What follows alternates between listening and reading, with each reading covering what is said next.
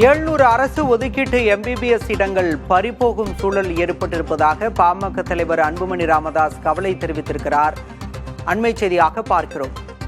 6 தனியார் மருத்துவக் கல்லூரிகள் நிகர்நிலை பல்கலைக்கழகங்களாக மாற்றப்படுவதால் 700 அரசு ஒதுக்கீட்டு எம்பிபிஎஸ் இடங்கள் பறிபோவதாக கவலை தெரிவித்திருக்கிறார் பாமக தலைவர் அன்புமணி ராமதாஸ்.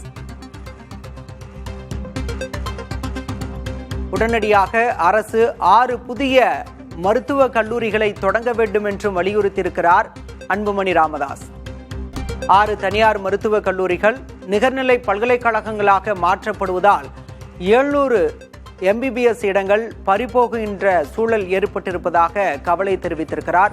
இதனை ஈடு செய்ய அரசு 6 புதிய அரசு மருத்துவக் கல்லூரிகளை உடனே தொடங்க வேண்டும் என்று வலியுறுத்தியிருக்கிறார் பாமக தலைவர் அன்புமணி ராமதாஸ்.